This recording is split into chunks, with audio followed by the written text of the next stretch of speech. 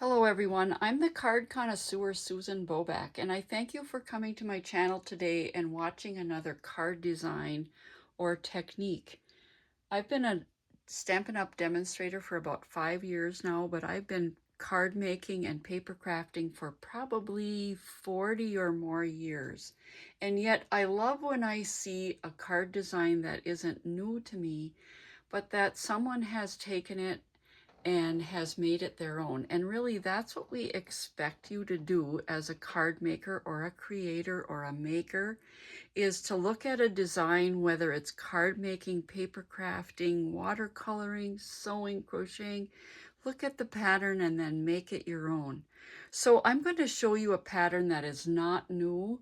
I didn't create this. I don't really even know what it's called, but I love it because yeah, I guess it was just what I was looking for. I've recently discovered that a couple of my friends have been diagnosed with cancer. And so I wanted to create something that brought them a little bit of joy. Whether you're in the upper Midwest like I am, and you look out your window and there's nothing but snow and wind hanging, snow hanging off the trees, or maybe you're in a balmy climate, or maybe like my friends have discovered now that you have um, a condition or a disease that's going to change your life a bit. I hope that you would find this card idea something that you feel you could use to brighten up someone's day. That's really my main goal in making and sending cards, is to not only show you how to be creative when you think that you're not, show you something from a little different perspective, and ultimately to put it in the mail and bring a little joy to someone else's life. So let's get started. I saw Claire Ottaway of Created the Ottaway make this design, which I made many years back, but she added some different elements. So I'm going to show you two of the different versions that I've made after I watched Claire Ottaway make this card design. So this that you see in front of you here, it's the Painterly Pears Designer Series paper from Stampin' Up. And isn't it just a beautiful cover? And then when you open it up, here's the surprise. I just love that there are 4 panels that pop out with the use of a mechanism. It's the kind of card that if you had this beautiful paper or any beautiful paper that you couldn't decide on just one print, you could choose all of the prints and use it like this to show off that paper. Now, this also makes a great card if you know that the person you send it to is going to put it on display. It stands up really nicely. And what's so special about this card is that it uses a mechanism, and you can see it here in the beige color underneath.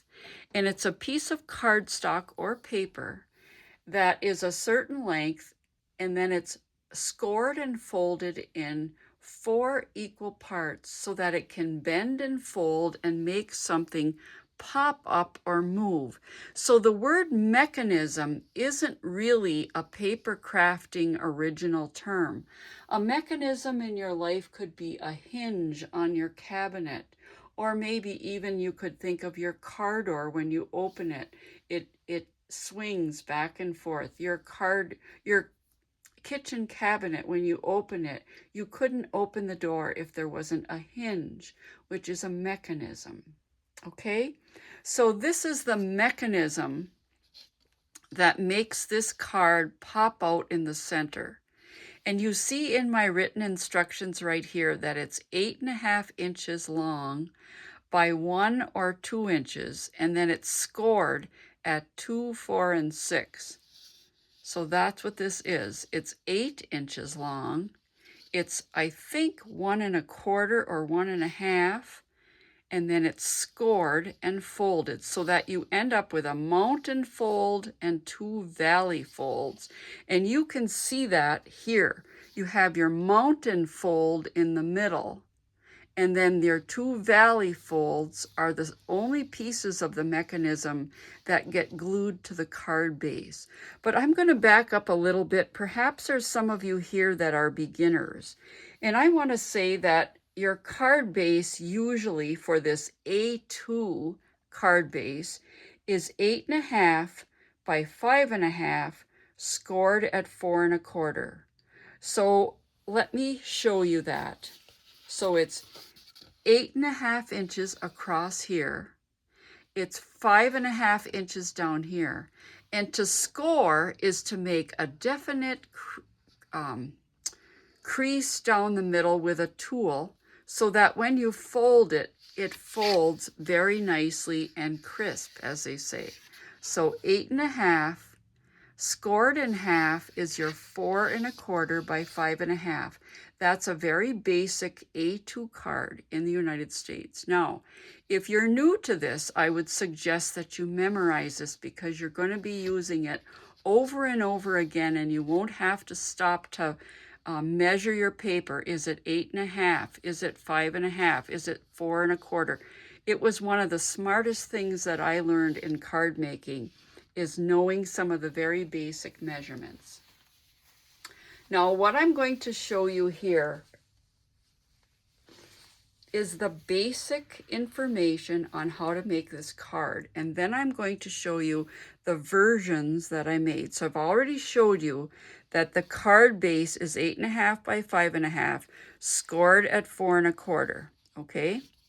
Then your mechanism, right here in my instructions, is 8 by 1 and scored in 2-inch segments.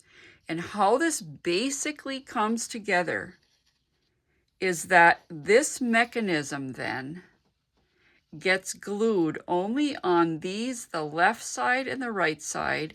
Make sure that your mount and fold is directly over the fold of the card and that it's not any farther out than 3/4 of an inch in. You want to center it in between. It doesn't have to be perfect. I like to remind people that it is personal art. Art isn't perfect, and it's not wrong if it's not perfect. It's just how you decided to make it. So then this is the basics then. You have the mechanism and the card base, and when you glue only these two ends on, it's going to fold up like this, and there's your card. Now, to get a little more detailed, I will show you how I made this card out of as a monochromatic design, and that means just using all the same colors, okay? So the color I've used is a cloud cover. It's a gray blue, and I've used some birds. I love birds. So I'll just put this up here so you can refer to the back. So here's my card base. What I did on the front of this is I embossed a forest. Now this is an older embossing folder. This is just my bird theme. I love birds. So if you're going to put an embossed image on the front, I suggest that you cut your piece 4 by 5 1/4, which is, if you look right here, 4 by 5 1/4. It's 1/4 of an inch all the way around so that you have a little border here. Okay, so then I embossed it. Specifically, I did it this way because I didn't want the debossed side, the reverse of it, to show on the inside of the card. And then these birds are from some paper, I think it was last winter or the winter before. It's called Winterly Treetops, but you have to choose your own theme. And there are bird stamps, and there's plenty of bird type of papers and things that you can find if you want to use birds. I encourage you to use your own colors and your own themes and whatever you have in your paper collection. Now, as I said, I have a couple friends that I've discovered have been diagnosed with cancer, and I just wanted to bring them some hope and love, which is what I put on the front. So that's your basic card.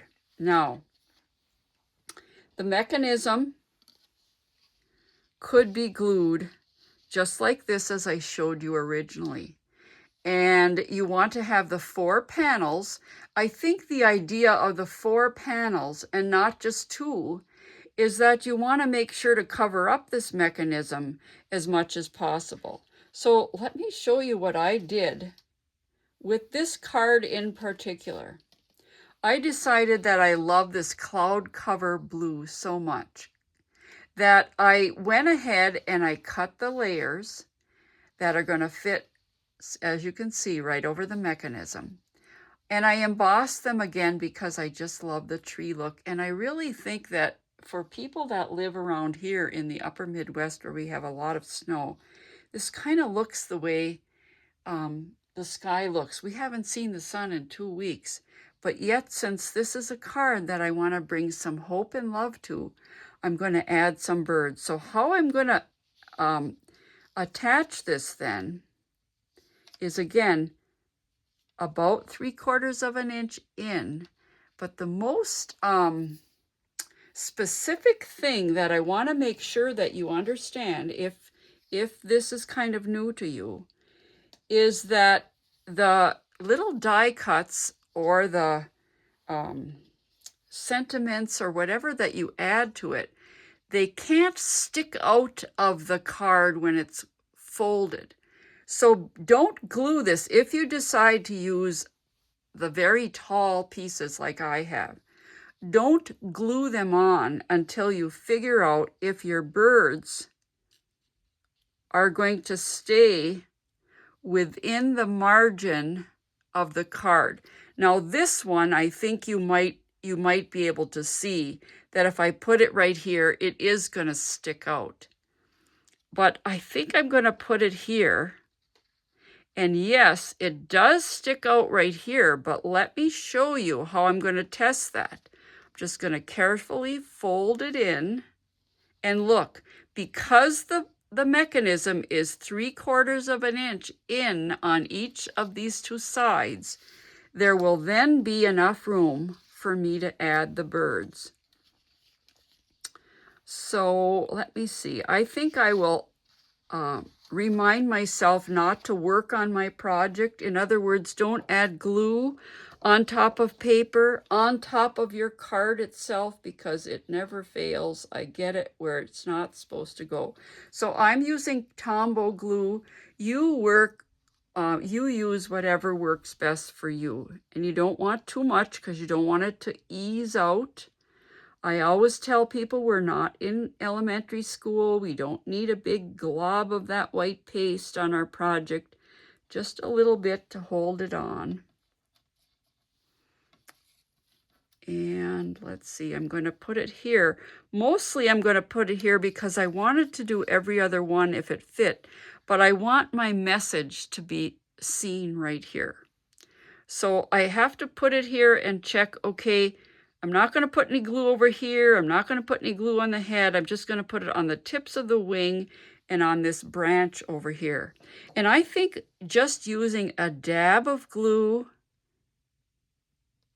helps you to understand that you don't need a lot of glue. Many of us, and again, you're not in the minority. If you've tried to glue something on and the glue gushes out, we've all had that happen. You could get yourself a glue eraser, and that a way that you can erase the dried glue, and nobody has to know. And then when you put your card together, it doesn't stick together because you got glue where it's not supposed to go, right? Okay, so now I have this Be of Good Courage, an encouraging note. And I'm just going to put it right here. Now you might already be saying, but where are you going to sign your name or write your personal message? More and more I see where people are writing on the back of cards. So if you wanted to include more than Be of Good Courage, you could write a little bit on the back of the card, because don't we just instinctively turn the card over? I think for many years we have looked to see if it was a Hallmark card or American greeting card. And we're just so used to turning it over, so they're not going to miss it. And let's just say they do miss it.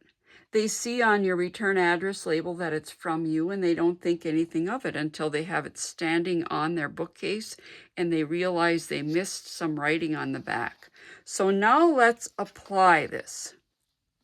Okay, we're going to make sure that the mountain fold is right over that crease in the center. We're going, because these panels are as long as the card, I want to make sure that I don't have it over the top or over the bottom. And I want to make sure that it's about a 1/2 inch or 3/4 of an inch in. So now I'm only going to add glue to the mechanism. You don't have to put glue on this whole thing here.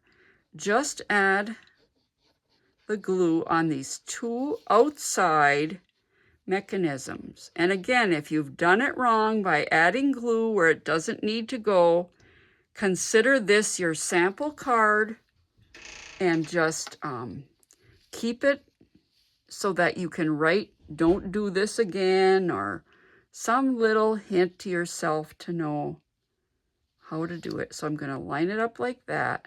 Just press those 2 down firmly. And there's my card. Now I really like that it shows that this is open here, it's open down here.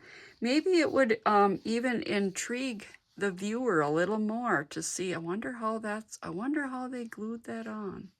So here's my card then, with love and hope. A bird there, be of good courage, and then I could write my message on the back. So this is how it looks standing up. And it's a basic A2 base, it's a mechanism, and it's 4 panels. That's how this card goes together. All right, now let me show you what I've done that's actually my own version of this card. If you followed me at all, you might know that I'm all for using up your papers. Now, I do kind of have a love affair with paper. And in the Stampin' Up! World, every 4 months, a new catalog of products is released. And in the last year or so, there's more products that are available in the online store only. So I told myself that if I was to enjoy the beautiful coordinated papers, like you see in front of you here, I was going to have to find ways to use the papers and not collect the papers. Now I want to say that if you're one of those that collects papers and you don't want to cut them because they're beautiful, I was there for many years before I became a demonstrator. I didn't want to cut them because they're beautiful. But here's what got me to cut into those papers and to use them. I encourage you to think like this. Just try it once. Ask yourself these questions. Am I a collector or am I a crafter? If I'm a crafter, isn't the goal to make beautiful things and to share them with others through either gifting them in person or sending them through the mail so that they can also enjoy the joy of receiving a beautiful handmade paper product? A paper project, maybe a little box or a bag or a card. And so that's what helped me. I realized that I wasn't just collecting it for myself. And if you are and you just want to be a collector, that really is up to you. But what I love is hearing from people, you don't know what a difference that card made, or I got your beautiful card. And I do want to tell you that another reason that I decided to make this style card is I had the most amazing invitation or request, you could call it. I have a distant cousin that lives in Australia and I live in the United States. And if she was to mail me something, or as I did mail her Christmas card in early November and now it's January, it takes a long time for some reason for the mail to go back and forth between our 2 countries. And so she asked me if I could create something special to send to her friend that lives in the United States, so that would get there in a reasonable amount of time. So I made a card that's this design, and I made a Christmas ornament. And even though it's past the Christmas season, I believe the message of God's love is timeless. So I made the Christmas ornament. You can see that on my Instagram page at card.connoisseur, or you can go over to Card Connoisseur Susan Boback on Facebook and see the card and the ornament there. And so instead of being a pen pal with one or two of these ladies, I believe I became the mail pal. And so I encourage you, if you have friends like I do through the internet that are in a different country, and you would like to send them something, but the postage is either too slow or too costly, perhaps you can find someone else in that region that would be willing to send them a card on your behalf. So that's partly what this post is about today. Would you like to consider, for your friends or maybe even distant family like I have, wouldn't you consider being a mail pal instead of a pen pal? So I created this card. It's my own version, as I've said. And instead of using the card base out of cardstock like I have here, and using mostly cardstock on my design, I've used the double-sided paper in Stampin' Up world. It's called Designer Series paper. And what I love about it is that it's beautifully coordinated.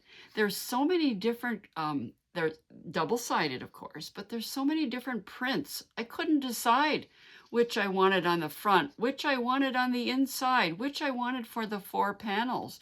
So I used a whole piece for the card base instead of cardstock. And to give it stability then, I've just added a quarter of a piece of 8.5 by 11. So instead of the card base, as you see in my instructions here, being 8.5 by 5.5, I've made it 5.25 by 4, just like a layer would be, and that will give it some stability on the back. So this piece that you see right here, it's pretty much the same as the card base of the cloud cover blue.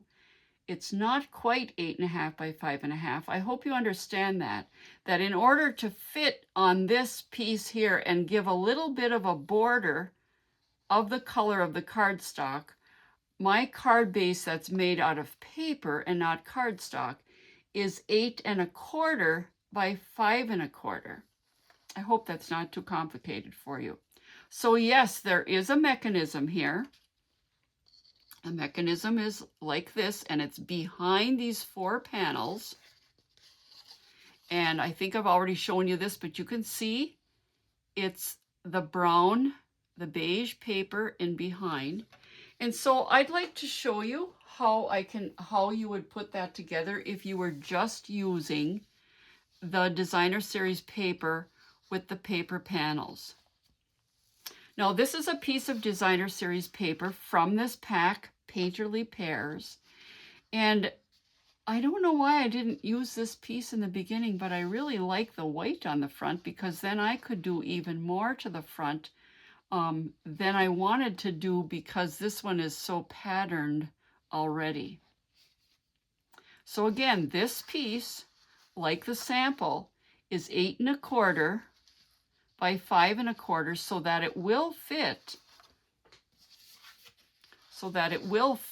on a card base like this, because I want the card base to be seen around the edges. I hope that makes sense to you. So then I don't have to cut layers. As you can see right here, the layers are 4 by 5.25, either for the front or for the inside. Well, I don't have to do that because I'm using the double-sided paper, and I don't have to cut them. That's another reason to make it out of the double-sided paper instead of the cardstock, because you don't have decisions to make on what colors and what sizes to cut and to get them on and whatever. So here's my mechanism. And I'm just measuring this now. I don't want it to be way out to the side, remember, because let's just try that and see. If it was way out to the side, if you glued it all the way out to the side and you folded it up, ooh, you would take a chance that your mechanism might fold out. And if you put anything on your mechanism, like these birds, if you put the mechanism way out to the side, the birds could stick out, or anything you put on there. So you want to keep it in a mountain like this, okay? And so then the layers, according to my instructions in front of you here, the layers for the inside are, again, I think I might have left, oh, here it is. The paper layers are 1.5 by 4 3/4. So here's some layers that I cut, again, out of this beautiful paper, not being able to decide what colors or which patterns to use. I absolutely am so drawn to this. Let me see, I think, so this is another way that you could figure it out. Just cut your pages and put them like that. What do you think about that? I think that would go nicely together. So how am I going to get them on straight? I want to show you a way that Claire Ottaway of Created the Ottaway used to line them up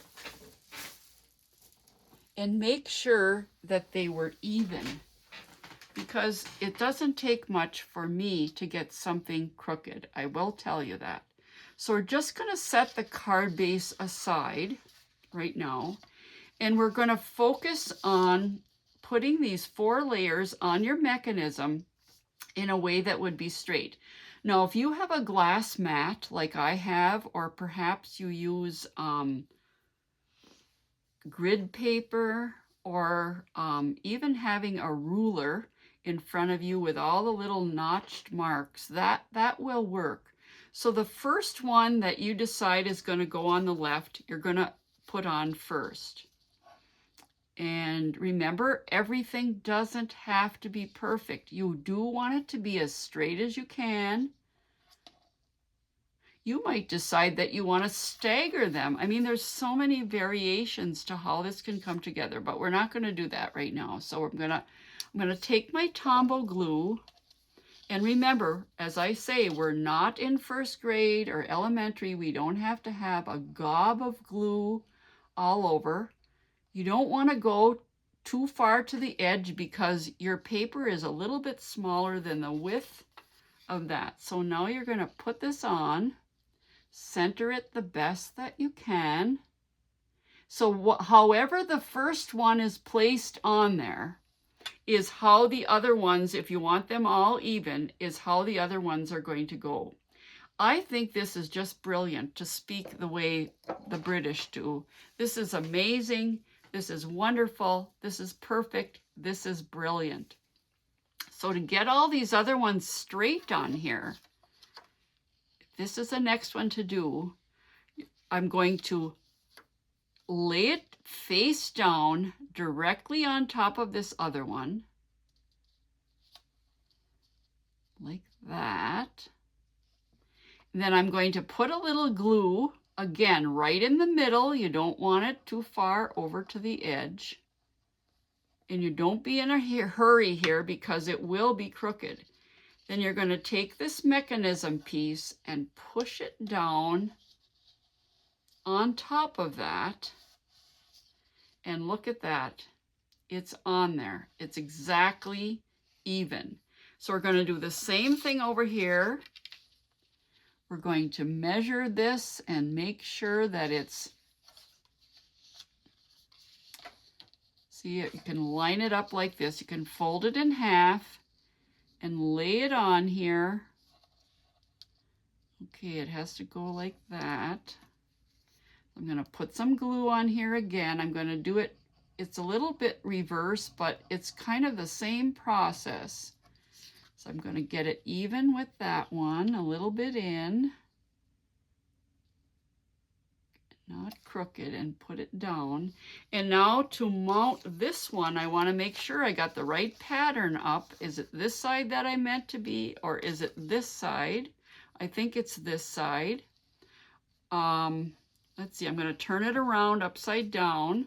I'm going to put this one exactly on top of this one. I hope I remember this in other projects, because this to me is as they say, a game changer. It's going to change the way I do things, and maybe I won't be so frustrated with myself. So there's your little bit of glue. I'm going to take this over. Ooh, I moved it.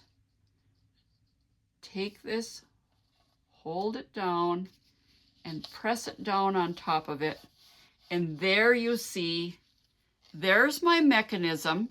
You can see it just a little bit in between, and I think that's okay because it's a coordinating color. Oh, I did it wrong, didn't I? I wanted that other side up, but it's okay. Is it okay?